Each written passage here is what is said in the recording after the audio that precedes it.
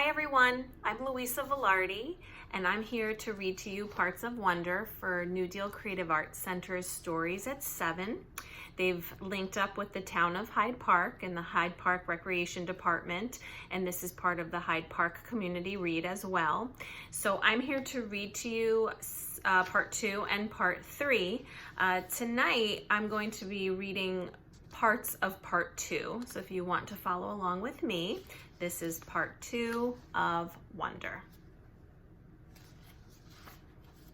A tour of the galaxy. August is the sun. Me and Mom and Dad are planets orbiting the sun. The rest of our family and friends are asteroids and comets floating around the planets orbiting the sun. The only celestial body that doesn't orbit August the sun is Daisy the dog. And that's only because to her little doggy eyes, August's face doesn't look very different from any other human's face. To Daisy, all of our faces look alike, as flat and pale as the moon. I'm used to the way this universe works. I've never minded it because it's all I've ever known. I've always understood that August is special and has special needs. If I was playing too loudly and he was trying to take a nap, I knew I would have to play something else because he needed his rest after some procedure or other had left him weak and in pain. If I wanted Mom and Dad to watch me play soccer, I knew that 9 out of 10 times they'd miss it because they were busy shuttling August to speech therapy or physical therapy or a new specialist or a surgery. Mom and Dad would always say that I was the most understanding little girl in the world. I don't know about that, just that I understand there was no point in complaining. I've seen August after his surgeries, his little face bandaged up and swollen, his tiny body full of IVs and tubes to keep him alive. After you've seen someone else going through that, it feels kind of crazy to complain over not getting the toy you've asked for, or your mom missing a school play. I knew this even when I was 6 years old. No one ever told it to me. I just knew it. So I've gotten used to not complaining, and I've gotten used to not bothering Mom and Dad with little stuff. I've gotten used to figuring out things on my own, how to put toys together, how to organize my life so I don't miss friends' birthday parties, how to stay on top of my schoolwork so I never fall behind in class. I've never asked for help with my homework, never needed reminding to finish a project or study for a test. If I was having trouble with a subject in school, I'd go home and study it until I figured it out on my own. I taught myself how to convert fractions into decimal points by going online. I've done every school project pretty much by myself. When Mom or Dad ask me how things are going in school, I've always said, good, even when it hasn't always been so good. My worst day, worst fall, worst headache, worst bruise, worst cramp, worst mean thing anyone could say has always been nothing compared to what August has gone through. This isn't me being noble, by the way. It's just the way I know it is. And this is the way it's always been for me, for the little universe of us. But this year, there seems to be a shift in the cosmos. The galaxy is changing. Planets are falling out of alignment. Before August. I honestly don't remember my life before August came into it. I look at pictures of me as a baby and I see Mom and Dad smiling so happily holding me. I can't believe how much younger they looked back then. Dad was this hipster dude and Mom was this cute Brazilian fashionista. There's one shot of me on my 3rd birthday. Dad's right behind me while Mom's holding the cake with 3 lit candles. And in back of us are Tata and Papa, Grands, Uncle Ben, Aunt Kate, and Uncle Po.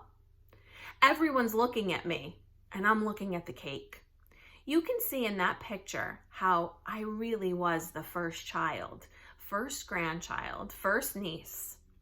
I don't remember what it felt like, of course, but I can see it plain as can be in the pictures.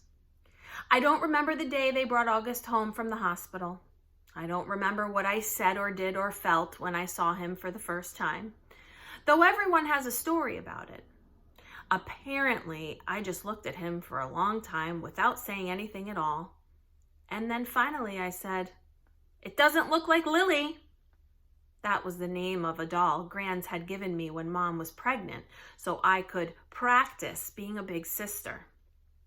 It was one of those dolls that are incredibly lifelike, and I had carried it everywhere for months, changing its diaper, feeding it. I'm told I even made a baby sling for it. The story goes that after my initial reaction to August, it only took a few minutes, according to Grands, or a few days, according to Mom, before I was all over him, kissing him, cuddling him, baby talking to him. After that, I never so much as touched or mentioned Lily ever again. Seeing August. I never used to see August the way other people saw him. I knew he didn't look exactly normal, but I really didn't understand why strangers seemed so shocked when they saw him. Horrified, sickened, scared. There are so many words I can use to describe the looks on people's faces, and for a long time, I didn't get it. I'd just get mad. Mad when they stared, mad when they looked away.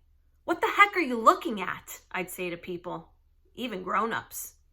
Then, when I was about 11, I went to stay with Grands in Montauk for 4 weeks while August was having his big jaw surgery. This was the longest I'd ever been away from home. And I have to say, it was so amazing to suddenly be free of all that stuff that made me so mad. No one stared at Grands and me when we went into town to buy groceries. No one pointed at us. No one even noticed us. Grands was one of those grandmothers who did everything with their grandkids. She'd run into the ocean if I asked her to. Even if she had nice clothes on, she would let me play with her makeup and didn't mind if I used it on her face to practice my face painting skills. She'd take me for ice cream, even if I hadn't eaten dinner yet. She'd draw chalk horses on the sidewalk in front of her house. One night, while we were walking back from town, I told her that I wished I could live with her forever. I was so happy there. I think it might have been the best time of my life.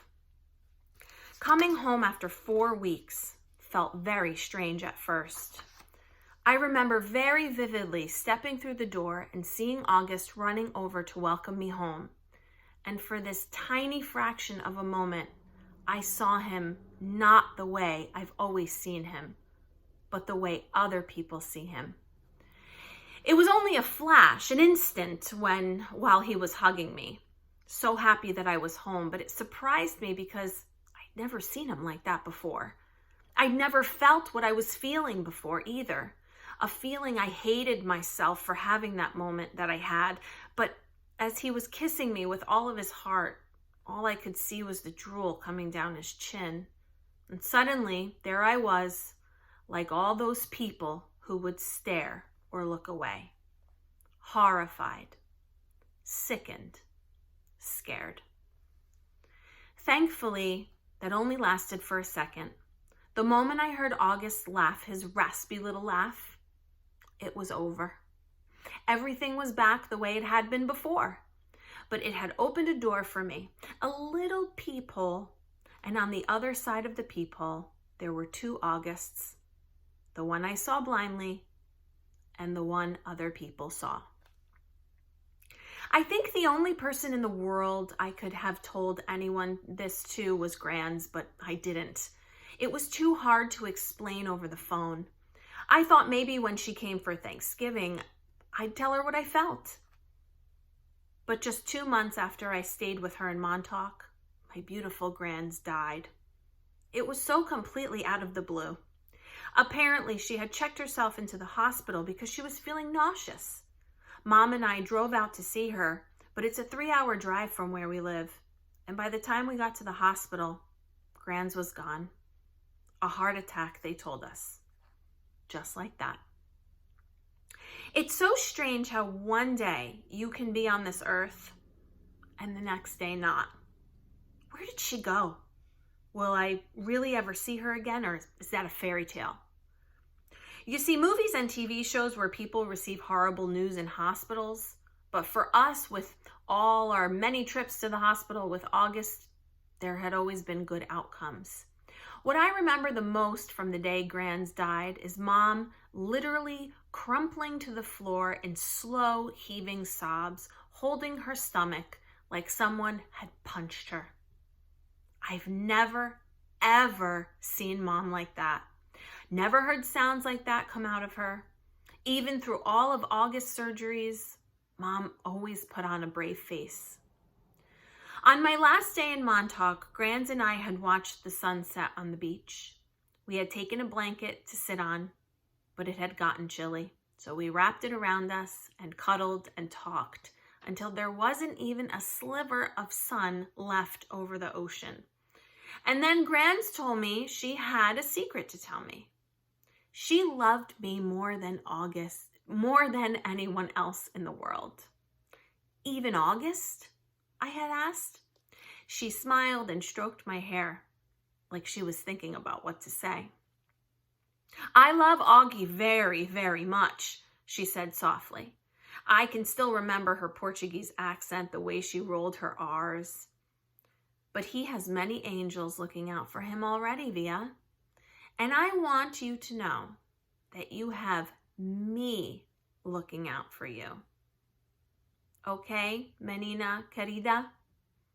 I want you to know that you are number one for me. You are my...